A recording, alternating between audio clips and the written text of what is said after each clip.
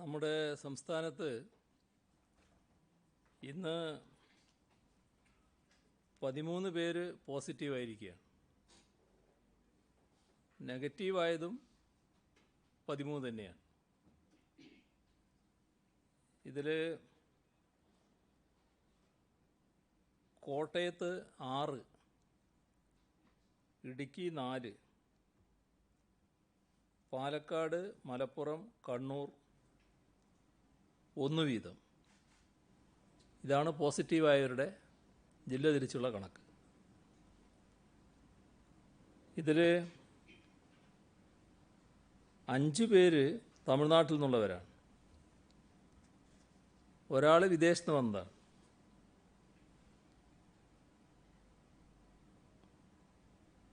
ഒരാൾക്ക്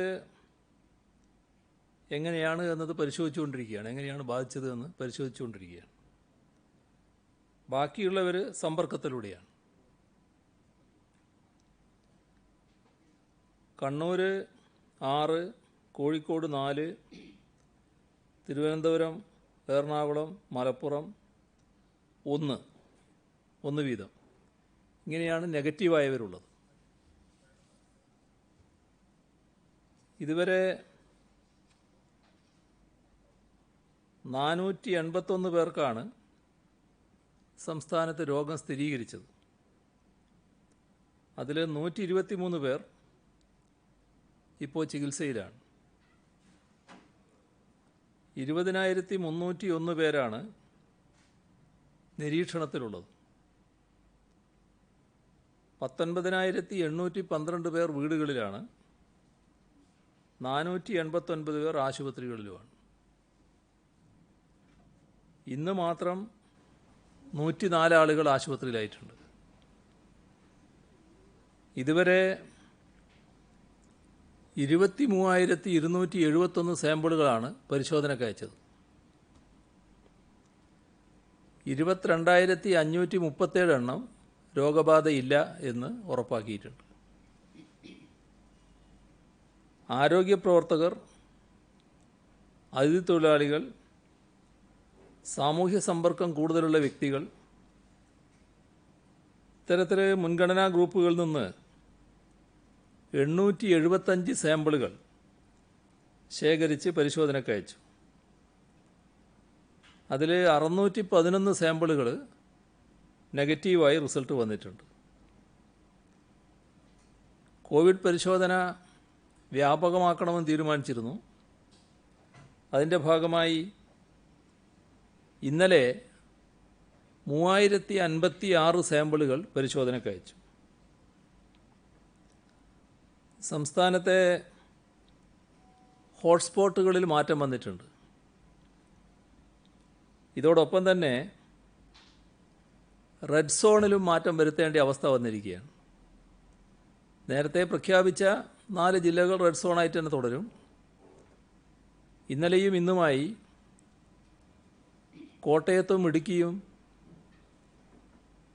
വർധനവാണ് വന്നുകൊണ്ടിരിക്കുന്നത്. അപ്പോൾ ആ സാഹചര്യത്തിൽ കോട്ടയവും ഇടുക്കിയും റെഡ് സോണായി പ്രഖ്യാപിക്കുകയാണ്.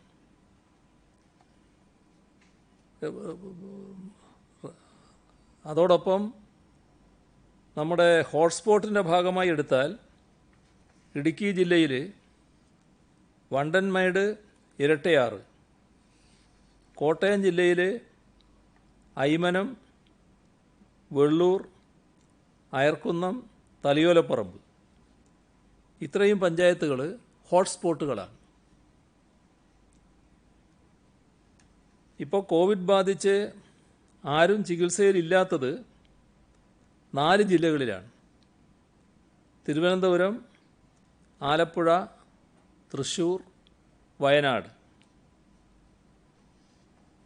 ഇന്ന്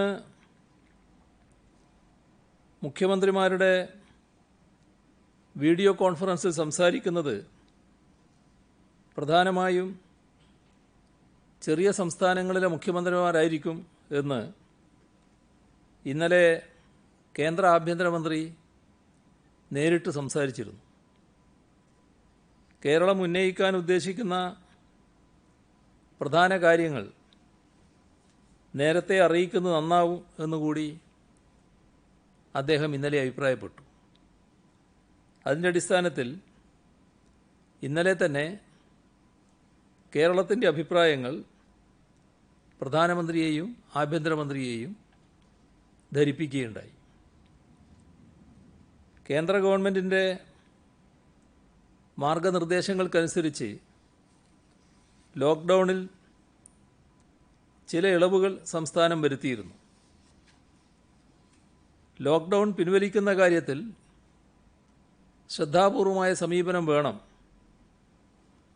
എന്നാണ് സംസ്ഥാനത്തിൻ്റെ അഭിപ്രായം. സംസ്ഥാനങ്ങളുടെ സവിശേഷത കൂടി പരിഗണിക്കുന്ന ദേശീയ നയമാണ് ആവശ്യം. ഭാഗികമായ ലോക്ക്ഡൗൺ മെയ് 15 വരെ തുടരാവുന്നതാണ് എന്നാണ് കേരളത്തിൻ്റെ അഭിപ്രായം. അന്നത്തെ സാഹചര്യം പരിശോധിച്ച് തുടർ നടപടികൾ കൈക്കൊള്ളാവുന്നതുമാണ്. തൊട്ടു മുൻപത്തെ ആഴ്ചയിൽ കോവിഡ്-19 കേസുകൾ പുതുതായി റിപ്പോർട്ട് ചെയ്യപ്പെടാത്ത ജില്ലകളിൽ ആൾക്കൂട്ടങ്ങൾ, പൊതുഗതാഗതം എന്നിവ നിയന്ത്രിച്ചുകൊണ്ടും നിലനിർത്തിക്കൊണ്ടും ശാരീരിക അകലം പാലിച്ചും ലോക്ക്ഡൗൺ പിൻവലിക്കുന്നത് പരിഗണിക്കാം എന്ന് കേരളം അഭിപ്രായപ്പെട്ടിട്ടുണ്ട്. അന്തർജില്ലാ അന്തർ സംസ്ഥാന യാത്രകൾ മെയ് 15 വരെ നിയന്ത്രിക്കുകയും വേണം. PPP കിറ്റുകളുടെയും മറ്റും ആവശ്യകത കുതിച്ചുയരുകയാണ്. ടെസ്റ്റിങ്ങിന് വിധേയമാക്കേണ്ട ആളുകളുടെ എണ്ണം വർദ്ധിക്കുന്നുണ്ട്. ആ സാഹചര്യത്തിൽ അവയുടെ സമാഹരണത്തിൻ്റെ ഉത്തരവാദിത്വം കേന്ദ്ര സർക്കാർ നേരിട്ട് ഏറ്റെടുക്കണം. പ്രവാസികളുടെ കൂട്ടത്തിൽ വളരെ ചെറിയ വരുമാനമുള്ളവർ, ലേബർ ക്യാമ്പുകളിൽ കഴിയുന്നവർ, ജയിൽ ശിക്ഷ പൂർത്തിയാക്കിയവർ, പാർട്ട് ടൈം വരുമാനം നിലച്ചുപോയ വിദ്യാർത്ഥികൾ, ലോക്ക്ഡൗൺ കാരണം തൊഴിൽ നഷ്ടപ്പെട്ടവർ, ഇങ്ങനെ വിവിധ വിഭാഗക്കാരുണ്ട്. ഇവർക്കെല്ലാം തിരിച്ചു വരേണ്ടതുണ്ട്. ഇവർക്ക് വിമാനയാത്രാക്കൂലി സ്വന്തമായി വഹിക്കാൻ പ്രയാസമുണ്ടാകും. അപ്പോൾ അവരുടെ വിമാനയാത്രാക്കൂലി കേന്ദ്ര സർക്കാർ വഹിക്കണമെന്ന് സംസ്ഥാനം പ്രധാനമന്ത്രിയോട് അഭ്യർത്ഥിച്ചു. ലോക്ക്ഡൗൺ കാരണം തൊഴിൽ നഷ്ടപ്പെട്ടവർക്ക് സാമ്പത്തികമായ പിന്തുണ അനിവാര്യമാണ്. അവർക്ക് വേണ്ടി പുനരധിവാസ പാക്കേജ് കേന്ദ്ര ഗവൺമെൻറ് അടിയന്തരമായി പ്രഖ്യാപിക്കണം. അവരുടെ നൈപുണ്യം ഉപയോഗപ്പെടുത്താൻ സാധിക്കുന്ന സ്കീമുകൾക്കും രൂപം നൽകണം. ഹ്രസ്വകാല സന്ദർശനങ്ങൾക്കായി പോയവർ, ജീവിതാവശ്യങ്ങൾ നിറവേറ്റാൻ നിവൃത്തിയില്ലാത്തവർ, ചികിത്സാ സഹായം ആവശ്യമുള്ളവർ, ഇവരെയെല്ലാം തിരിച്ചു കൊണ്ടുവരുന്നതിൽ പ്രഥമ പരിഗണന നൽകണമെന്നും പ്രധാനമന്ത്രിയോട് ആവശ്യപ്പെട്ടു. നമ്മുടെ സംസ്ഥാനത്ത് 4 ലക്ഷത്തോളം അതിഥി തൊഴിലാളികളുണ്ട് എന്നാണ് കണക്കാക്കുന്നത്. ഇവരെ ഘട്ടം ഘട്ടമായി തിരികെ അവരവരുടെ നാട്ടിലെത്തിക്കുന്നതിന് നോൺ സ്റ്റോപ്പ് ട്രെയിനുകൾ അനുവദിക്കണമെന്ന ആവശ്യം വീണ്ടും ഉന്നയിച്ചിട്ടുണ്ട്. കേരളത്തിൽ നിന്നുള്ള മറ്റ് സംസ്ഥാനങ്ങളിലെ നഴ്സുമാരും ആരോഗ്യ പ്രവർത്തകരും ഇവരുടെ കാര്യത്തിൽ കേന്ദ്രം അടിയന്തര ശ്രദ്ധ പതിപ്പിക്കണം. ഇവർക്ക് ശുചിത്വമുള്ള ക്വാറന്റൈൻ സൗകര്യം ഉറപ്പുവരുത്തണം. കേരളത്തിൽ നിന്നുള്ള നഴ്സുമാരുടെ പ്രശ്നങ്ങൾ ബന്ധപ്പെട്ട സംസ്ഥാനങ്ങളിലെ മുഖ്യമന്ത്രിമാരുടെ ശ്രദ്ധയിൽപ്പെടുത്തിയിട്ടുണ്ട്. പ്രധാനമന്ത്രിയുടെ സത്വര ഇടപെടൽ ഇക്കാര്യത്തിൽ ഉണ്ടാകണമെന്നാണ് സംസ്ഥാനത്തിന് താൽപ്പര്യം. കോവിഡ്-19 ഭീഷണിയെ ഫലപ്രദമായി നേരിടുന്നതിന് സാങ്കേതിക വിദ്യ ശരിയായി വിനിയോഗിക്കാൻ സംസ്ഥാന സർക്കാരിന് സാധിക്കുന്നുണ്ട്. ട്രാക്കിംഗ്, ട്രേസിംഗ്, ക്വാറന്റൈൻ നിരീക്ഷണം എന്നിവയ്ക്ക് സാങ്കേതിക വിദ്യ അനിവാര്യമാണ്. ഇന്ത്യ ഗവൺമെൻറ് വികസിപ്പിച്ച ആരോഗ്യ സേതു ആപ്പ് പ്രോത്സാഹിപ്പിക്കാൻ പ്രധാനമന്ത്രി ആവശ്യപ്പെട്ടിരുന്നു. ഇതുവരെ ആരോഗ്യ സേതു ആപ്ലിക്കേഷനിൽ കേരള സംസ്ഥാനവുമായി ബന്ധപ്പെട്ട ഡാറ്റകളൊന്നും പങ്കിട്ടിട്ടില്ല എന്നത് അദ്ദേഹത്തിൻ്റെ ശ്രദ്ധയിൽപ്പെടുത്തുകയുണ്ടായി. ലോക്ക്ഡൗണിൻ്റെ പശ്ചാത്തലത്തിലുള്ള സാമ്പത്തിക പ്രത്യാഘാതത്തിന് അത് പരിഹരിക്കുന്നതിനും ലഘൂകരിക്കുന്നതിനുമുള്ള അർഹമായ ഊന്നൽ നൽകേണ്ടതുണ്ട്. ലഭ്യമായ വിവരങ്ങളനുസരിച്ചുള്ള വിദഗ്ധരുടെ ആദ്യഘട്ട വിലയിരുത്തൽ പ്രകാരം 2020-21 സാമ്പത്തിക വർഷത്തിൻ്റെ ആദ്യപാദത്തിൽ കേരളത്തിൻ്റെ മൊത്തം മൂല്യവർധനയിലുണ്ടായ നഷ്ടം ഏകദേശം 80,000 കോടി രൂപയാണ്. സ്ഥിതിഗതികൾ മെച്ചപ്പെടുന്നില്ലെങ്കിൽ നഷ്ടം ഇനിയും വർദ്ധിക്കും. ലോക്ക്ഡൗൺ കാലയളവിൽ 83,30,000-ഓളം വരുന്ന സ്വയം തൊഴിൽ, കാഷ്വൽ തൊഴിലാളികളുടെ വേതന നഷ്ടം 14,000 കോടി രൂപയാണ്. ഹോട്ടൽ, റെസ്റ്റോറൻറ്റ് മേഖലകളിൽ യഥാക്രമം 6,000 കോടി രൂപയുടെയും 14,000 കോടി രൂപയുടെയും നഷ്ടമുണ്ടായി. മത്സ്യബന്ധന മേഖലയും വിവരസാങ്കേതിക മേഖലയും ഗണ്യമായ തൊഴിൽ നഷ്ടത്തിനിരയായ ചില മേഖലകളാണ്. ചെറുകിട വ്യാപാരികളെ ലോക്ക്ഡൗൺ വളരെയധികം പ്രതികൂലമായി ബാധിച്ചു. ഇവരുടെ വരുമാനം നിലച്ചത് ഇവരെ കടുത്ത സാമ്പത്തിക പ്രതിസന്ധിയിലേക്കാണ് തള്ളിവിട്ടത്. ചെറുകിട വ്യാപാരികളിൽ മഹാഭൂരിഭാഗവും സ്വയം തൊഴിൽ വിഭാഗത്തിൽപ്പെട്ടവരാണ്. ഒരു സ്വയം തൊഴിലെന്ന മട്ടിലുള്ള ഒരു തൊഴിൽ മാത്രമാണത്. അതുകൊണ്ട് തന്നെ ചെറുകിട വ്യാപാരികൾക്ക് പ്രത്യേക പരിഗണന നൽകേണ്ടതുണ്ട്. ദേശീയ ദുരന്ത നിവാരണ ഫണ്ടിൻ്റെ കീഴിലുള്ള ഒരു പാക്കേജിലൂടെ ഇവരെ കേന്ദ്ര സർക്കാർ പിന്തുണക്കണം. അസംഘടിത മേഖലയിൽ തൊഴിലെടുക്കുന്നവരുടെ നിലനിൽപ്പിന് ദേശീയ തലത്തിൽ വരുമാന സഹായ പദ്ധതി നടപ്പാക്കണം. ലോക്ക്ഡൗൺ കാര്യമായി ബാധിച്ച ചെറുകിട വ്യാപാരികൾക്ക് 2 ലക്ഷം മുതൽ 5 ലക്ഷം രൂപ വരെ വായ്പ അനുവദിക്കണം. ഈ വായ്പയുടെ പലിശ ആശ്വാസ നടപടിയായി കേന്ദ്രം വഹിക്കണം. തൊഴിൽ സംരംഭങ്ങളിലെ തൊഴിൽ നിലനിർത്തുന്നതിന് ഇവയ്ക്കാവശ്യമായ സബ്സിഡി നൽകണമെന്ന അഭ്യർത്ഥനയും പ്രധാനമന്ത്രിക്ക് മുന്നിൽ വെച്ചു.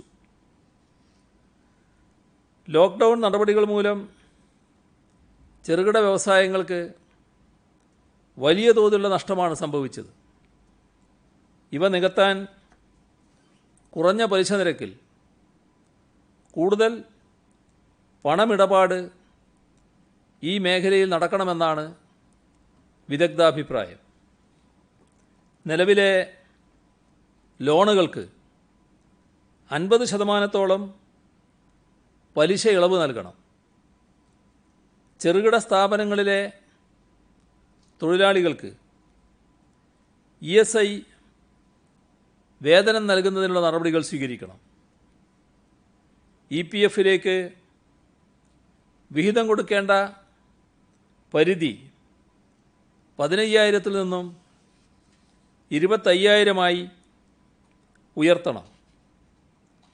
സംസ്ഥാനങ്ങൾക്കുള്ള ഭക്ഷ്യധാന്യങ്ങളുടെയും പയർവർഗ്ഗങ്ങളുടെയും സപ്ലൈ ആവശ്യമായ രീതിയിലുണ്ടെന്ന് ഉറപ്പുവരുത്തണം. നാഫെഡും അതുപോലുള്ള മറ്റ് ഏജൻസികളും ഇക്കാര്യത്തിൽ അനുകൂലമായ നിലപാടെടുക്കണമെന്നും പ്രധാനമന്ത്രിയോട് അഭ്യർത്ഥിച്ചു.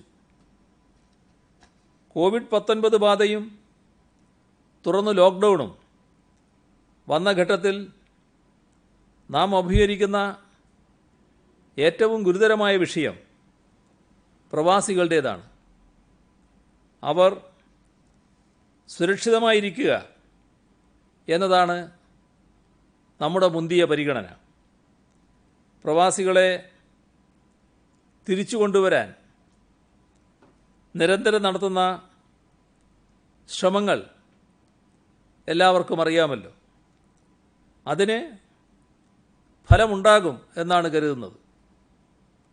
അതുമായി ബന്ധപ്പെട്ട് പ്രവാസ ലോകത്തെ പ്രമുഖ മലയാളികളുമായി ഇന്നലെയും ആശയവിനിമയം നടത്തിയിരുന്നു. കേന്ദ്ര ഗവൺമെൻറ്റുമായി നിരന്തരം ബന്ധപ്പെടുന്നുമുണ്ട്. ലോക്ക്ഡൗൺ പ്രഖ്യാപിച്ചപ്പോൾ പല സംസ്ഥാനങ്ങളിലായി നിരവധി മലയാളികൾ കുടുങ്ങിപ്പോയിട്ടുണ്ട്. വിദ്യാർത്ഥികൾ, ബിസിനസ് ആവശ്യത്തിന് പോയവർ, അടുത്ത ബന്ധുക്കളെ കാണാൻ പോയവർ, ഇങ്ങനെ പലരും. ഇവരുടെ പലരുടെയും അവസ്ഥ വിഷമകരമാണ്. ഭക്ഷണം കൃത്യമായി കിട്ടാത്തവർ പോലുമുണ്ട്. നേരത്തെ താമസിച്ച ഹോസ്റ്റലുകളിൽ നിന്നും ഹോട്ടലുകളിൽ നിന്നും ഇറങ്ങേണ്ടി വന്നവരുണ്ട്. താൽക്കാലിക ട്രെയിനിങ്ങിനും മറ്റും പോയവരാണ് ചിലർ. അപ്പം അങ്ങനെയുള്ളവരെ സംസ്ഥാനത്തേക്ക് തിരിച്ചു കൊണ്ടുവരും. ഇതിനുള്ള രജിസ്ട്രേഷൻ ബുധനാഴ്ച ആരംഭിക്കും. അതിൻ്റെ വിശദാംശങ്ങൾ പിന്നീട് നോർക്ക അറിയിക്കും. തിരിച്ചു കൊണ്ടുവരാൻ പ്രഥമ പരിഗണന നൽകുന്ന വിഭാഗങ്ങൾ ഇതര സംസ്ഥാനങ്ങളിൽ ചികിത്സാവശ്യത്തിന് പോയവർ, ചികിത്സ കഴിഞ്ഞവർ, സംസ്ഥാനത്ത് വിദഗ്ധ ചികിത്സക്ക് രജിസ്റ്റർ ചെയ്ത് തീയതി നിശ്ചയിച്ച മറ്റ് സംസ്ഥാനങ്ങളിലെ താമസക്കാർ,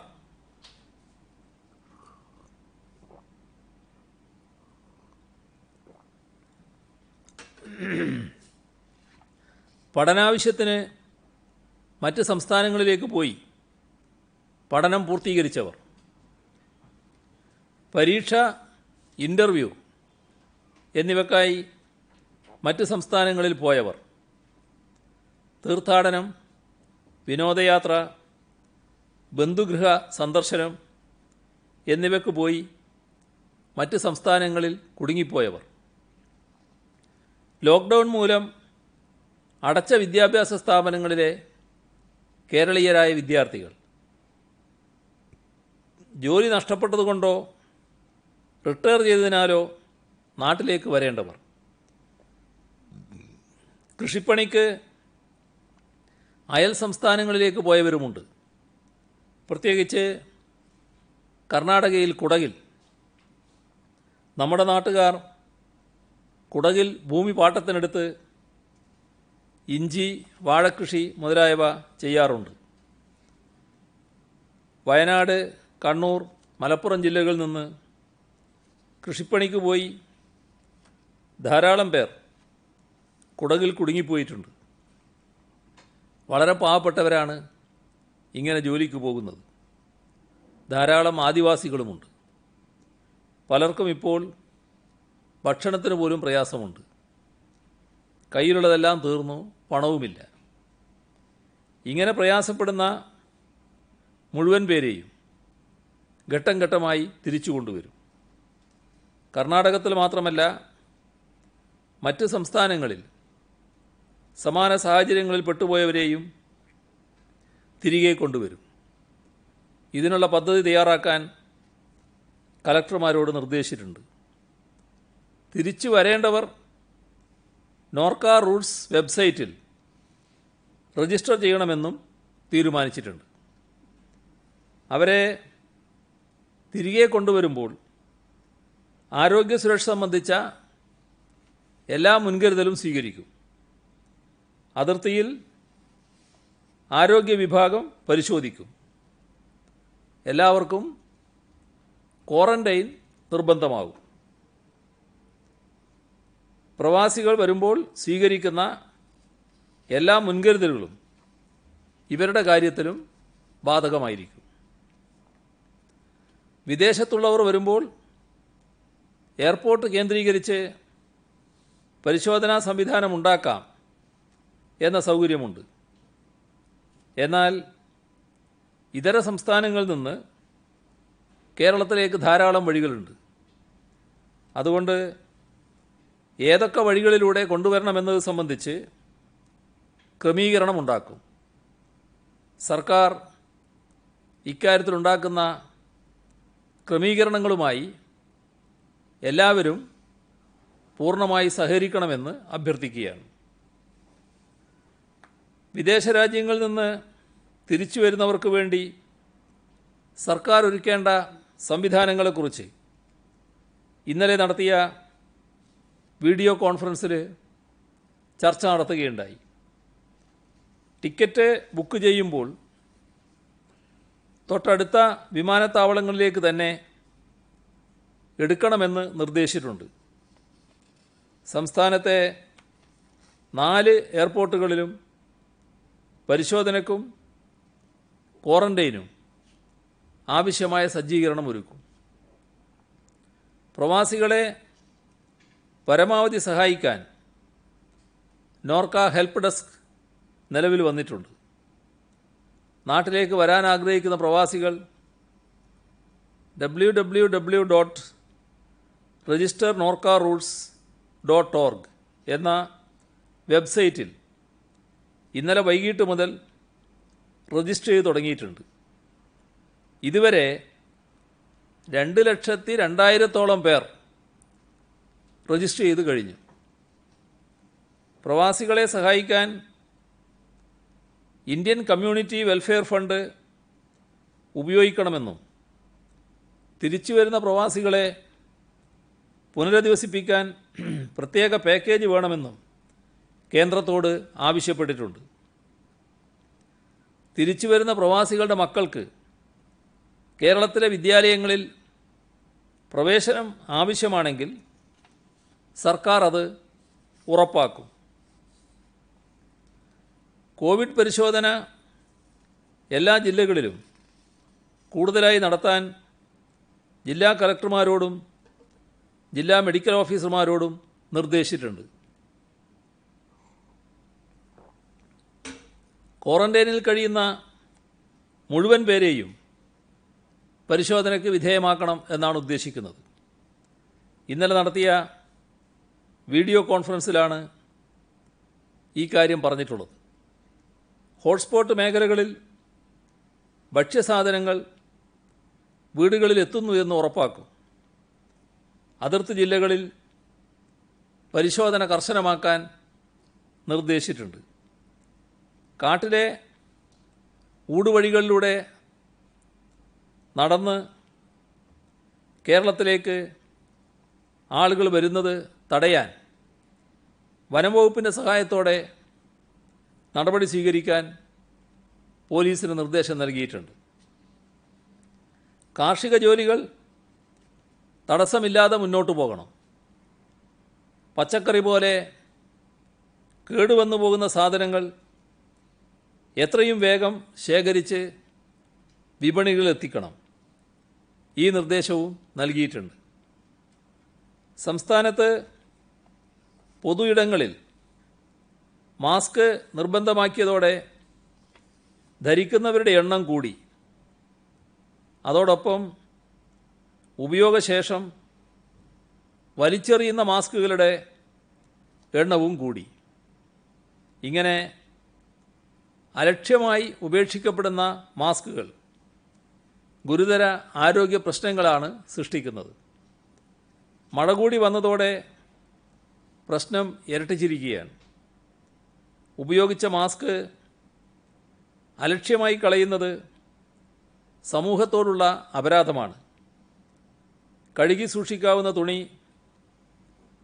തുണിയുടെ മാസ്ക് പൊതുജനങ്ങൾ ഉപയോഗിക്കുന്നതാവും അഭികാമ്യമെന്ന് ഒരിക്കൽ കൂടി ഓർമ്മിപ്പിക്കുന്നു. മാസ്കിൻ്റെ കാര്യത്തിൽ ഇടുക്കിയിലെ ഹോട്ട്സ്പോട്ടായി പ്രഖ്യാപിച്ച ചില സ്ഥലങ്ങളിൽ ചെറിയൊരു അനാസ്ഥ നിലനിൽക്കുന്നതായി ശ്രദ്ധയിൽപ്പെട്ടിട്ടുണ്ട്. ചിലർ മാസ്ക് ധരിക്കാതെ ATM പോകുന്നു, കടകളിൽ പോകുന്നു, പൊതുസ്ഥലങ്ങളിലുണ്ടാകുന്നു.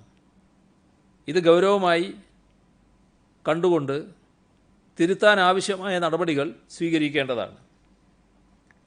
സംസ്ഥാനത്ത് ചരക്ക് നീക്കം ഏതാണ്ട് സാധാരണ നിലയിലേക്ക് വരുന്നുണ്ട്. ഇന്നലെ 2464 ട്രക്കുകൾ വന്നു. സംസ്ഥാനത്ത് തദ്ദേശ സ്വയംഭരണ സ്ഥാപനങ്ങളുടെ കീഴിൽ ആരോഗ്യവകുപ്പിൻ്റെ മേൽനോട്ടത്തിൽ 1200 പാലിയേറ്റീവ് കമ്മ്യൂണിറ്റി നഴ്സുമാർ പ്രവർത്തിക്കുന്നുണ്ട്. രോഗബാധിതർ, കിടപ്പ് രോഗികൾ, പരിചരണം ലഭിക്കാത്ത വയോജനങ്ങൾ തുടങ്ങിയവരെ അവരുടെ വീടുകളിൽ ചെന്ന് അവർക്ക് വേണ്ട സേവനം ലഭ്യമാക്കുന്ന പ്രവർത്തനങ്ങളാണ് ഇവർ നടത്തിവരുന്നത്. ഇവരുടെ സേവനം പ്രത്യേകം എടുത്തു പറയേണ്ടതായിട്ടുണ്ട്. കോവിഡ് കാലത്തെ നിയന്ത്രണങ്ങൾ കാരണം വിവാഹങ്ങൾ മാറ്റിവെച്ച ആരോഗ്യ പ്രവർത്തകരെക്കുറിച്ചും ലളിതമായി വിവാഹം നടത്തിയവരെക്കുറിച്ചും വിവാഹത്തിന് നീക്കിവെച്ച ചെലവിൽ ഒരു ഭാഗം ദുരിതാശ്വാസ നിധിയിലേക്ക് സംഭാവന നൽകിയവരെക്കുറിച്ചും വാർത്തകളുണ്ട്. വിവാഹിതരായവർക്ക് ആശംസകൾ നേരുന്നു. വിവാഹം മാറ്റിവെച്ചവർക്ക് എത്രയും വേഗം വിവാഹിതരാവാൻ കഴിയട്ടെ എന്ന് ആശംസിക്കുന്നു. ബസവേശ്വരൻ്റെ 889 ജയന്തി ഏപ്രിൽ 26 കോവിഡിൻ്റെ പശ്ചാത്തലത്തിൽ ഈ വർഷത്തെ ആഘോഷങ്ങൾ വേണ്ടെന്ന് വെക്കാനും ഒരു മാസം രക്തദാന മാസമായി ആചരിക്കാനും തീരുമാനിച്ചതായി ഓൾ ഇന്ത്യ വീരശൈവ മഹാസഭ അറിയിച്ചിട്ടുണ്ട്. ജയന്തി ദിനത്തിൽ കമ്മ്യൂണിറ്റി കിച്ചണുകളിലേക്ക് പച്ചക്കറി, പലവ്യഞ്ജന സാധനങ്ങളും നൽകിയിട്ടുണ്ട്. അതിനെ വീരശൈവ മഹാസഭയെ അഭിനന്ദിക്കുന്നു. അധ്യാപക സംഘടനയായ KSTA 24 ലക്ഷം രൂപ വില വരുന്ന 4000 PPE കിറ്റുകൾ ആരോഗ്യവകുപ്പിന് കൈമാറി. 6 ദിവസം ശമ്പളം മാറ്റിവെക്കാൻ സർക്കാർ ഇറക്കിയ ഉത്തരവ് കത്തിക്കാൻ ആഹ്വാനം നൽകിയ അധ്യാപക സംഘടനയുടെ സെക്രട്ടറി ഹെഡ്മാസ്റ്ററായ തിരുവനന്തപുരം പോത്തങ്കോട് GUP സ്കൂളിൽ ഇന്ന് എല്ലാവരും ശ്രദ്ധിക്കേണ്ട ഒരു സംഭവമുണ്ടായി. ആ വിദ്യാലയത്തിലെ കൊച്ചുകുട്ടികൾ തങ്ങൾക്ക് വിഷുക്കൈ നീട്ടമായും സക്കാത്തായും കിട്ടിയതും സമ്പാദ്യ കൊടുക്കയിൽ നിക്ഷേപിച്ചതുമായ 10,000-ലധികം രൂപ ദുരിതാശ്വാസ നിധിയിലേക്ക് സംഭാവന ചെയ്തു. പാലക്കാട് ആലത്തൂരിലെ സഹകരണ സ്ഥാപനങ്ങൾ, പഞ്ചായത്തുകൾ, നാട്ടുകാർ എന്നിവർ ചേർന്ന് 97,72,151 രൂപ നൽകിയുണ്ടായി. ധർമ്മടം സർവീസ് സഹകരണ ബാങ്ക് 25,25,000 രൂപ നൽകി. കേരളത്തിലെ റെയിൽവേ ലോക്കോ പൈലറ്റുമാർ 38,20,000 രൂപ നൽകി. ചോറോഡ് സർവീസ് സഹകരണ ബാങ്ക് 41,21,415 രൂപ നൽകി. Calicut university employees housing cooperative society 25 lakh രൂപ നൽകി. എടച്ചേരി സർവീസ് സഹകരണ ബാങ്ക് 25 ലക്ഷം രൂപ. Kerala Sahitya Akademi vice chairperson doctor Khadeeja Mumtaz അവർക്ക് പ്രതിമാസം ഓണറേറിയമായി ലഭിക്കുന്ന 10,000 രൂപയും അവശേഷിക്കുന്ന കാലയളവിലേക്കുള്ള ഓണറേറിയവും. വിരമിച്ച എയ്ഡഡ് കോളേജ് അധ്യാപകരുടെ കൂട്ടായ്മ സാന്ത്വം 23 ലക്ഷം രൂപ. കൊല്ലം ഐമൺ ജേക്കബ് ഇടിക്കുള പരപ്പാടിയിൽ 2 ലക്ഷം രൂപ. മെൽബണിൽ നഴ്സായും നഴ്സിംഗ് ടീച്ചറായും സേവനമനുഷ്ഠിക്കുന്ന ആലപ്പുഴ സ്വദേശി അജിതകുമാരി 1 ലക്ഷം. കേരള വിഷൻ ഓപ്പറേറ്റേഴ്സ് സംസ്ഥാന കമ്മിറ്റി 15,70,000 രൂപ. കോഴിക്കോട് ജില്ലയിലെ മെഡിക്കൽ വിദ്യാർത്ഥി ലക്ഷ്മി പ്രിയ 5 ലക്ഷം രൂപ. സേലം രക്തസാക്ഷി തളിയൻ രാമൻ നമ്പ്യാരുടെ ചെറുമകളും എഴുത്തുകാരിയുമായ റിട്ടയേർഡ് അധ്യാപിക ശാന്ത കാവുമ്പായി 4 മാസത്തെ പെൻഷൻ തുകയായ 1 ലക്ഷം രൂപ. അഡ്വക്കേറ്റ് ജനറൽ ഓഫീസിലെ ജീവനക്കാരുടെ സഹകരണ സംഘം 10 ലക്ഷം രൂപ. Vadakara block employees society 10 lakh രൂപ. പത്തനാപുരം മണ്ഡലത്തിലെ ഇളമ്പൽ സർവീസ് സഹകരണ ബാങ്ക് 8 ലക്ഷം രൂപ. Dubai Cochin empire lions club 6 lakh രൂപ. സംസ്ഥാന higher education council vice chairman doctor Rajan Gurukkal 1 lakh രൂപ. വികലാംഗ കമ്മീഷണർ ഡോക്ടർ ഹരികുമാർ തൻ്റെ 1 മാസത്തെ ശമ്പളത്തിന് പുറമെ 1 ലക്ഷം രൂപ കൂടി. തിരുവനന്തപുരം മെഡിക്കൽ കോളേജ് അലൂമിനി അസോസിയേഷൻ 2 ലക്ഷം രൂപ. Kerala khadi and village industries board secretary Shri Ratheesh 1 lakh രൂപ. Secretariat staff housing cooperative society limited 5 lakh രൂപ. കുന്നമംഗലം കുളിമാട് എറക്കോടൻ ബിസിനസ് ഗ്രൂപ്പ് 1 ലക്ഷം രൂപ. 2018 പ്രളയത്തിൽ ജീവൻ രക്ഷാപ്രവർത്തനത്തിന് ആദ്യം പുറപ്പെട്ടവരുടെ പ്രതിനിധി ജോസഫ് 50,000 രൂപ. സിനിമാ നടൻ മണികണ്ഠൻ ആചാരി വിവാഹ ചെലവിലേക്ക് കരുതി വച്ചിരുന്ന 50,000 രൂപ. പ്രവാസിയായ ഭരത് രാജ് അനിയത്തിയുടെ കല്യാണത്തിന് നാട്ടിലേക്ക് വരാൻ കരുതി വച്ചിരുന്ന 25,000 രൂപ. കോഴിക്കോട് സ്വദേശിയായ റിട്ടയേർഡ് അധ്യാപകൻ അച്യുതൻ പി തൻ്റെ 5 മാസത്തെ പെൻഷൻ തുകയായ 57,000 രൂപ. എറണാകുളം മരട് സ്വദേശിനി ശ്രീമതി വള്ളി കുമാരൻ 3 പവൻ്റെ 2 വളകളും മോതിരവും ദുരിതാശ്വാസ നിധിയിലേക്ക് സംഭാവനയായി നൽകി. എറണാകുളം ഉദിയംപേരൂർ സ്വദേശി MB നാരായണദാസ് 12,500 നാളികേരമാണ് ദുരിതാശ്വാസ നിധിയിലേക്ക് കൈമാറിയത്. വെങ്ങന്നൂർ മുട്ടക്കാട് ചാലഞ്ച് ഹൗസിലെ ആർട്ടിസ്റ്റ് ഡോക്ടർ GSS നായരും ഭാര്യ ഇന്ദിരയും ചേർന്ന് 77,814 രൂപ. ഗവേഷണ സ്ഥാപനമായ IRTC മുണ്ടൂർ 5 ലക്ഷം രൂപ. Kerala state service pensioners union Dharmadam unit 1 lakh രൂപ. ബ്രണ്ണൻ കോളേജിലെ മുൻ അധ്യാപകരായ ധർമ്മടത്തെ professor V Raveendran, professor TP Indira 1,25,000 രൂപ. തിരുവനന്തപുരത്ത് തെങ്ങ് കയറി ഉപജീവനം നടത്തുന്ന ഛത്തീസ്ഗഡ് സ്വദേശികൾ ചേർന്ന് 52,000 രൂപ. കോട്ടയം ചിറക്കടവ് ഗ്രാമപഞ്ചായത്ത് 20 ലക്ഷം രൂപ. ഫ്രാൻസിസ്കൻ സിസ്റ്റേഴ്സ് ഓഫ് ഓൾ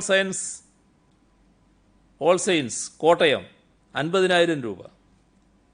വിഷുക്കൈനീട്ടം സ്വരൂപിച്ച് നൽകിയ ഒട്ടേറെ കുട്ടികളുടെയും റമദാൻ ദാനധർമ്മങ്ങൾക്കുള്ള പണം മാറ്റിവെച്ച് നൽകിയവരുടെയും വിവരങ്ങൾ വായിക്കാൻ ഉണ്ട്. അത് വായിക്കാൻ കഴിയാവുന്നതിലേറെയാണ് ആ പട്ടിക എന്നതുകൊണ്ട് അങ്ങനെ സഹായം നൽകിയ മുഴുവൻ കുട്ടികൾക്കും മുതിർന്നവർക്കും നന്ദി അറിയിക്കുന്നു.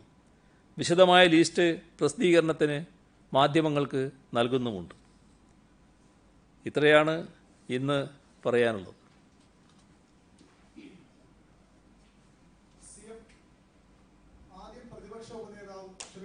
മുസ്ലിം ലീഗ് നേതാവും പിന്നീട് കഴിഞ്ഞ പ്രതിപക്ഷ നേതാവ് രമേശ് ചെന്നിത്തല ഒരു ആരോപണം, ഒരു ആശങ്കയായിട്ട് മുന്നോട്ട്, അതായത് ഈ പോസിറ്റീവ് കേസുകൾ അറിഞ്ഞാലും അത് ബന്ധപ്പെട്ട മെഡിക്കൽ ഓഫീസറെയോ അവിടുത്തെ ഡോക്ടർമാരെയോ അറിയിക്കാതെ മുഖ്യമന്ത്രിയുടെ വാർത്താ സമ്മേളനം വരെ വിവരം പിടിച്ചു വയ്ക്കുന്നു. അത്രയും സമയം അവർക്ക് ചികിത്സ നിഷേധിക്കുന്നു. അതുകൊണ്ട് തന്നെ അവർ മറ്റുള്ള സമ്പർക്കത്തിൽ എത്താനുള്ള അവസരം ഉണ്ടാക്കുന്നു. എന്താണ് ഇതിന്റെ വാസ്തവം? ഇത്തരത്തിൽ മുഖ്യമന്ത്രിയുടെ വാർത്താ സമ്മേളനം വരെ ഈ വിവരം സർക്കാർ പിടിച്ചു തടഞ്ഞു വയ്ക്കുന്നു. ഇതൊരു പഴകിയ ആരോപണമാണ്. എന്താണ് ഇപ്പോൾ പുതുതായിട്ട് വരാൻ കാരണമെന്നറിയില്ല. ഇത് നേരത്തെ ഇങ്ങനൊരു ആക്ഷേപം ഇവർ തന്നെ ചിലർ ഉന്നയിച്ചിരുന്നു. അതിൽ അന്ന് തന്നെ വ്യക്തമാക്കിയതാണ് ഒരു വസ്തുതയുമില്ല എന്നുള്ളത്. ഇതിൽ കാണേണ്ടത് റിസൾട്ട് വന്ന ഉടനെ ബന്ധപ്പെട്ടവരെ ആ വിവരം അറിയിക്കും. പത്രസമ്മേളനത്തിൽ നാടാകെ അറിയാനുള്ള വിവരങ്ങൾ പറയുകയാണ്. അതും ഈ ബന്ധപ്പെട്ടവരെ വിവരം അറിയിക്കുന്നതിനും തമ്മിൽ വ്യത്യാസമില്ല. പത്രസമ്മേളനത്തിൽ പറഞ്ഞതിന് ശേഷമല്ല ബന്ധപ്പെട്ടവർ അറിയുന്നത്. അതുകൊണ്ട് തന്നെ അത്തരത്തിൽ ഒരു പ്രശ്നമേ നമ്മുടെ നാട്ടിൽ നിലനിൽക്കുന്നില്ല. ഈ കണ്ണൂർ കാസർഗോഡ് ജില്ലയിലുള്ള രോഗികളുടെ വിവരങ്ങൾ പുറത്തു വന്നതായി ചില വാർത്തകളുണ്ട്. അത് പോലീസിന്റെ ഒരു സോഫ്റ്റ്വെയറിൽ നിന്നാണ് ഈ വിവരങ്ങൾ പുറത്തു പോയത് എന്നും പറയുന്നുണ്ട്. പ്രതിപക്ഷം ഇത് ഗുരുതരമായ പ്രശ്നമായി ഉന്നയിക്കുന്നുണ്ട്. രണ്ടാമത്, ഈ രോഗികളുടെ എണ്ണം കഴിഞ്ഞ 2 ദിവസമായി കൂടുന്നുണ്ട്. ഇതൊരു 3ാം ഘട്ടത്തിലേക്ക് സംസ്ഥാനം എത്തി എന്നതിന്റെ സൂചനയായി നമ്മൾ കാണേണ്ടിയിരിക്കുന്നു. ആദ്യം പറഞ്ഞ കാര്യത്തിൽ വന്ന റിപ്പോർട്ട് ഈ രോഗം ഭേദമായി പോയവരെ അവരെ വിവരം ചോർന്നു, അങ്ങനെ അവരെ ചിലർ വിളിച്ച് കൂടുതൽ ചികിത്സ വാഗ്ദത്തം ചെയ്തു എന്നാണ്. അതിൽ 2 കാര്യങ്ങളാണുള്ളത്. ഒന്ന്, രോഗം ഭേദമായി പോയവർ എന്ന് പറയുമ്പോൾ ചുറ്റുപാടും ഉള്ളവർ അത് സ്വാഭാവികമായും മനസ്സിലാക്കും. അതിനകത്ത് അത്ര വലിയ രഹസ്യാത്മകത നിലനിൽക്കുന്നില്ല. പിന്നെ ഫലപ്രദമായ ചികിത്സ അവർക്ക് ലഭിച്ചു, അങ്ങനെ രോഗം ഭേദമായതാണ്. പിന്നെ അവർക്ക് വേറെ എന്ത് ചികിത്സയാണ് വാഗ്ദത്തം ചെയ്യേണ്ടത്? അപ്പോൾ അങ്ങനെയുള്ള ആ കാര്യങ്ങൾ എന്താണ് ഇത്തരത്തിൽ വരാനിടയായത് എന്നതിനെക്കുറിച്ച് തന്നെ പരിശോധിക്കേണ്ടതായിട്ടുണ്ട്. ഏതായാലും ഉന്നയിച്ച പ്രശ്നം സംബന്ധിച്ച് പരിശോധിക്കുന്നുള്ള നടപടികളെടുക്കും.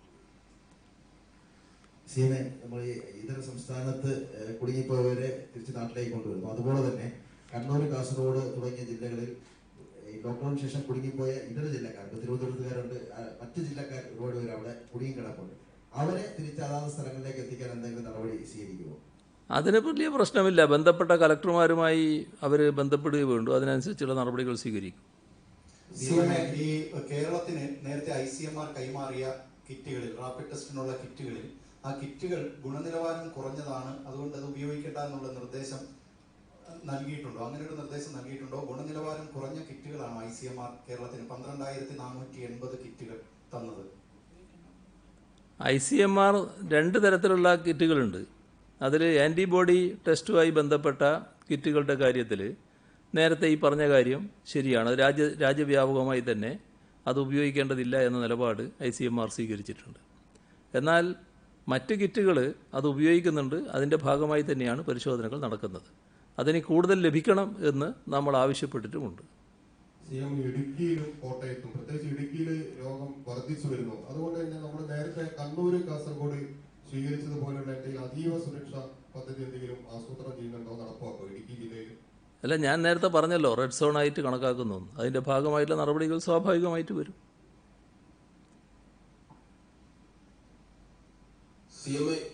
ഈ കുടകിൽ കുടുങ്ങിയിട്ടുള്ള കർഷകരെ തിരികെ നാട്ടിലെത്തിക്കാൻ എന്തൊക്കെ മാർഗനിർദ്ദേശങ്ങളാണ് സർക്കാർ സ്വീകരിച്ചിട്ടുള്ളത്? അല്ല, എല്ലാ സ്ഥലത്തും ഉള്ളവർക്ക് നാട്ടിൽ വരുന്നതിനുള്ള സൗകര്യമാണ് ഇതോടെ ഒരുക്കുന്നത്. അപ്പോൾ അതിന് ബന്ധപ്പെട്ടവർ ബന്ധപ്പെട്ട കലക്ടർമാരെ ബന്ധപ്പെടുകയും അതിൻ്റെ ഭാഗമായുള്ള അനുമതി നൽകുകയും ചെയ്യും. അതാണ് സ്വീകരിക്കുന്ന നടപടി. ശരി, നമുക്ക് ഈ സോണൽ ഈ മെയ് 16 വരെയാണ് 15 വരെയാണോ നമുക്കപ്പോൾ ഇനി ഭാഗിക ലോക്ക്ഡൗൺ തുടരേണ്ടത്? അപ്പോൾ പൊതുഗതാഗതവും അത് കഴിഞ്ഞ് വരെ മതി എല്ലാ ജില്ലകളിൽ നിന്നുള്ള സമീപനമാണ് നമ്മൾ കേന്ദ്രത്തെ അറിയിച്ചിരിക്കുന്നത്. ഒരു ഇതിനുവേണ്ടി അന്നേരം മനസ്സിലാക്കി കേന്ദ്രത്തെ അറിയിച്ചത് നമ്മുടെ ഒരു അഭിപ്രായമാണല്ലോ. ആ അഭിപ്രായത്തിൻ്റെ ഭാഗമായി കേന്ദ്രം എന്ത് തീരുമാനിക്കുന്നു എന്നുള്ളത് ഇപ്പോൾ വ്യക്തമല്ല. അതിനി വരേണ്ടതായിട്ടാണ് ഇരിക്കുന്നത്. നമ്മളെന്ത് നടപടി സ്വീകരിക്കുന്നു എന്നുള്ളത് 3-ാം തീയതിയോടുകൂടിയാണ് നമ്മൾ വ്യക്തമാക്കുക. ഏതായാലും നേരത്തെ ഞാൻ ആദ്യം പറഞ്ഞത് നമ്മുടെ അഭിപ്രായമായി കേന്ദ്ര ഗവൺമെൻറ്റിനെ അറിയിച്ച കാര്യമാണ്.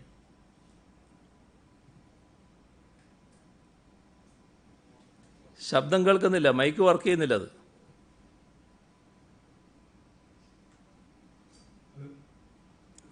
ശരി. ഇടുക്കിയിലും കോട്ടയത്തും രോഗികളുടെ എണ്ണത്തിൽ വർധനവുണ്ടായ സാഹചര്യത്തിൽ ഏതെങ്കിലും തരത്തിലുള്ള കമ്മ്യൂണിറ്റി സാമൂഹ്യ വ്യാപനത്തിനുള്ള സാധ്യതയുണ്ടോ? അത്തരമൊരു ട്രെൻഡ് ഇപ്പോൾ നമ്മൾ അങ്ങനെ എന്തെങ്കിലും ആന്റിസിപ്പേറ്റ് ചെയ്യുന്നുണ്ടോ? സാമൂഹ്യ വ്യാപനത്തിൻ്റെ സാധ്യത പൂർണ്ണമായി നിരാകരിക്കുന്നതിനാണ് നമ്മൾ എല്ലാ ശ്രമങ്ങളും നടത്തിക്കൊണ്ടിരിക്കുന്നത്. അതിനാവശ്യമായ ജാഗ്രതയും കരുതലുമാണ് നമ്മൾ സ്വീകരിച്ചു വരുന്നത്. ഇതേവരെ സാമൂഹ്യ വ്യാപനത്തിൻ്റെ ഘട്ടത്തിലേക്ക് നാം എത്തിയിട്ടില്ല. നമ്മൾ നല്ല ജാഗ്രതയും കരുതലും സ്വീകരിക്കേണ്ടതായിട്ടുണ്ട്. ഞാൻ നേരത്തെ ഒരു കാര്യം സൂചിപ്പിച്ചു. ആളുകൾ മാസ്കൊന്നും ധരിക്കാതെ പൊതുസ്ഥലങ്ങളിൽ പോകുന്നതിനെക്കുറിച്ച്. ഈ അപകടം രോഗബാധിതരായ ആളുകൾ ചില ബന്ധപ്പെടലുകളിലൂടെയാണ് ഇപ്പോൾ രോഗങ്ങൾ വരുന്നതിനിടയായിട്ടുള്ളത്. അപ്പോൾ അത്തരം കാര്യങ്ങളിൽ നല്ല കരുതൽ സ്വീകരിച്ചു പോകേണ്ടതായിട്ടുണ്ട്. അല്ലെങ്കിൽ കൂടുതൽ അപകടാവസ്ഥയിലേക്ക് നമ്മൾ നീങ്ങിയെന്ന് വരും. അത് വരാതിരിക്കാനുള്ള ജാഗ്രത പൊതുവെ സമൂഹം കാണിക്കേണ്ടതായിട്ടുണ്ട്. അങ്ങയുടെ CMDR കോവിഡ് ഫണ്ടിലേക്ക് വളരെ നല്ല റെസ്പോൺസാണ് കേരളത്തിൽ ലഭിച്ചുകൊണ്ടിരിക്കുന്നത്. എത്രമാത്രം തുക ഈ ഫണ്ടിൽ കളക്ട് ചെയ്തിട്ടുണ്ട്? ഇപ്പം എൻ്റെ കയ്യിൽ കണക്കില്ല അതിൻ്റെ.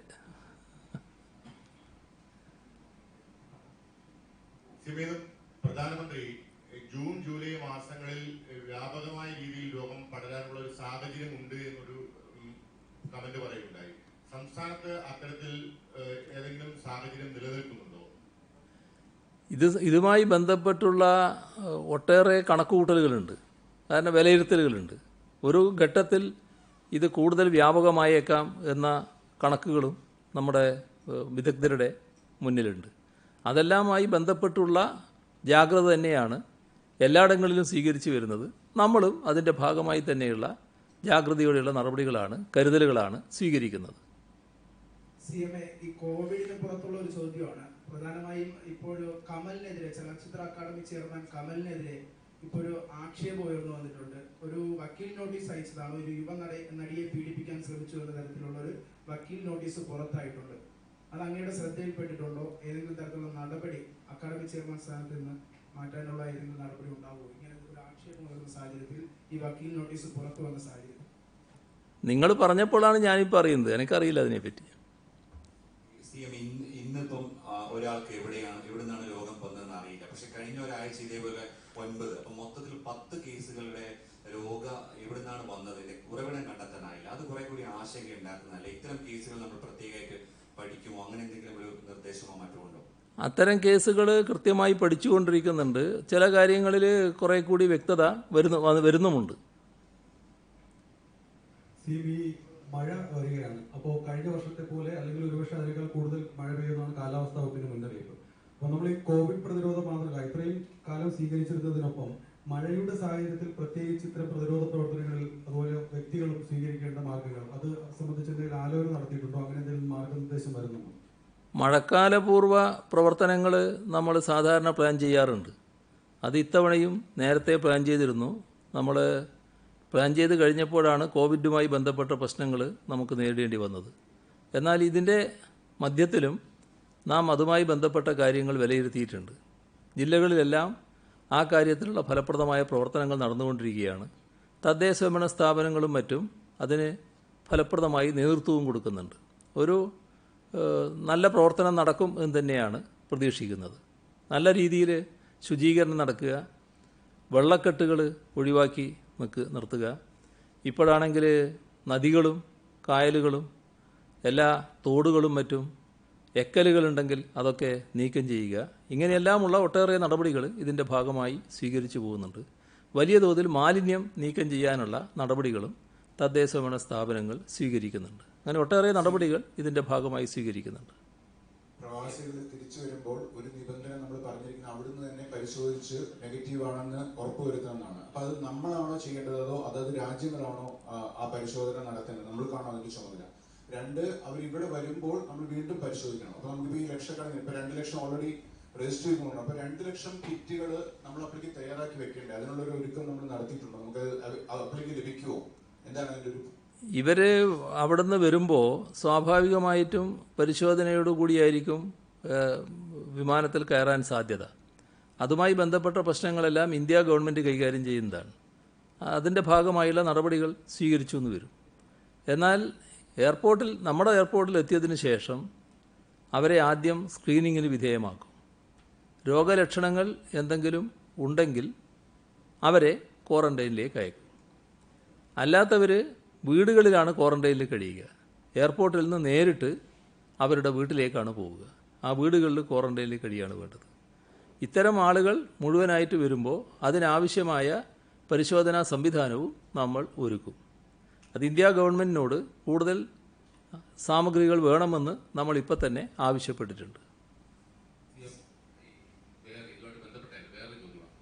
ഈ അങ്ങയുടെ മന്ത്രിസഭയിലെ ഒരു അംഗത്തിന്റെ പേഴ്സണൽ സ്റ്റാഫ് മാധ്യമപ്രവർത്തകൻ ആണെന്ന് ചമഞ്ഞുകൊണ്ട് വാർത്തകൾ ഉറവിട കണ്ടെത്താൻ ഒരു ശ്രമം നടത്തുകയും അവസാന ഉദ്യോഗസ്ഥനെ സസ്പെൻഡ് ചെയ്യുകയും ചെയ്തു. അങ്ങനെ ചെയ്യുന്നതിനകത്തുള്ള ഒരു ന്യായീകരണം അല്ല, എന്താ പ്രശ്നം നിനക്കറിയില്ല. അത് പ്രശ്നമായിട്ട് വരുമ്പോൾ നമുക്കത് പരിശോധിക്കാം. ഇപ്പം എനിക്കറിയില്ല അതിനെപ്പറ്റി. ഭക്ഷ്യവകുപ്പ് മന്ത്രിയുടെ സ്റ്റാഫാണ്, പേഴ്സണൽ സ്റ്റാഫിലെ ഒരു അംഗമാണ്. മാധ്യമപ്രവർത്തകൻ എന്ന് ചമഞ്ഞുകൊണ്ട് മറ്റു ഉദ്യോഗസ്ഥരെ വിളിക്കുകയും കാര്യങ്ങൾ തിരക്കുകയൊക്കെ ചെയ്തു. അതെ, അത് കൂടുതൽ മനസ്സിലാക്കിയല്ലേ പറയാൻ പറ്റും. എനിക്കിപ്പോൾ അറിയില്ല എന്താ കാര്യം. നമ്മുടെ ഈ സാമൂഹ്യനീതി വകുപ്പിന് കീഴിലെ ഓർഫനേജ് കൺട്രോൾ ബോർഡിന്റെ കീഴിലൊക്കെ കൗൺസിലർമാർ ജോലി ചെയ്യുന്നുണ്ട്. അവർക്കൊന്നും ഈ ലോക്ക്ഡൌൺ കാലത്ത് ശമ്പളം കിട്ടിയിട്ടില്ല. അതായത് നിരവധി ആളുകളുണ്ട് ഈ സാമൂഹ്യനീതി വകുപ്പിന് ഓർഫനേജ് കൺട്രോൾ ബോർഡിന് പറ്റും. അതൊരു പ്രശ്നം. മറ്റൊന്ന്, ഈ ലോക്ക്ഡൌൺ കഴിഞ്ഞപ്പോൾ നമ്മുടെ സിമന്റ് വ്യാപാര കടകളൊക്കെ തുറന്നെങ്കിലും വലിയ തോതിലുള്ള വിലക്കയറ്റം ഉണ്ടെന്നാണ് ഈ നിർമ്മാണം നടത്തുന്ന ഈ ആളുകളിൽ നടത്തുന്ന പരാതി. ഈ രണ്ട് കാര്യങ്ങളൊന്ന് പരിശോധിക്കും. ശമ്പളമുള്ളവർക്കെല്ലാം കൊടുക്കുന്ന നടപടി സ്വീകരിക്കും. അതിലൊരു ആശങ്കയും ഉണ്ടാകേണ്ടതില്ല. സിമൻറ്റുമായി ബന്ധപ്പെട്ട കാര്യങ്ങൾ നേരത്തെ വ്യക്തമാക്കിയതാണല്ലോ. നിർമ്മാണ പ്രവർത്തനങ്ങളുമായി ബന്ധപ്പെട്ട് ആവശ്യമായ നടപടികൾ സ്വീകരിക്കുന്നുണ്ട്. സിമൻറ്റ് കടകളിൽ സിമൻറ്റ് മാറ്റിയിടാനും മറ്റും ഒന്ന് മാറ്റിയിടുക, അത്തരം നടപടികൾ അനുമതി നേരത്തെ നൽകിയിട്ടുമുണ്ട്. അപ്പോൾ നമുക്ക് ബാക്കി ഒരു കാര്യം കൂടെ, ഈ ഡേറ്റ ചോർച്ചയായിട്ട് ബന്ധപ്പെട്ട് പ്രതിപക്ഷം ഉന്നയിച്ച ആരോപണങ്ങളെല്ലാം ശരിവെക്കുന്നതല്ലേ ഇന്നുണ്ടായ കാര്യങ്ങൾ? അത് അസാമാന്യമായ ഈ കട്ടി കാരണം പറയുന്നതാണ്. സാധാരണ നിലക്ക് അങ്ങനൊരു അവകാശവാദം ഉന്നയിക്കാനേ കഴിയില്ല. അതിന് സാധാരണ കട്ടി പോരാ, ആ വലിയ കട്ടിയുള്ളത് കൊണ്ട് പറഞ്ഞുകൊണ്ടിരിക്കുന്നതാണ്.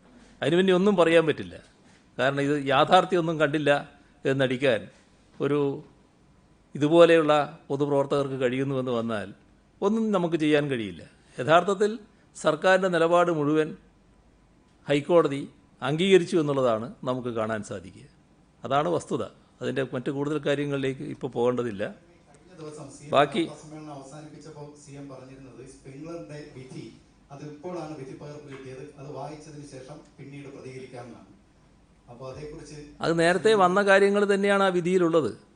അതിനകത്ത് നേരത്തെ നമ്മൾ മനസ്സിലാക്കിയ കാര്യങ്ങൾ തന്നെയാണ് വിധിയിലുള്ളത്. അതിനെന്തെങ്കിലും കൂട്ടിച്ചേർക്കലോ ഒഴിവാക്കലുകളോ ഉണ്ടായിട്ടില്ല. വിധി അതേപടി തന്നെയാണ് വന്നത്. അത് അതേ നിലക്ക് തന്നെയാണ് നിലനിൽക്കുന്നത്. അതുമായി ബന്ധപ്പെട്ടുള്ള പരാമർശം നേരത്തെ നടത്തിയിട്ടുമുണ്ട്. നമുക്ക് റമദാന്റെ ആ സമയത്ത് കുറച്ച് നേരത്തെ അവസാനിപ്പിക്കുക എന്ന് പറഞ്ഞത് അത് നമ്മൾ പാലിക്കാം.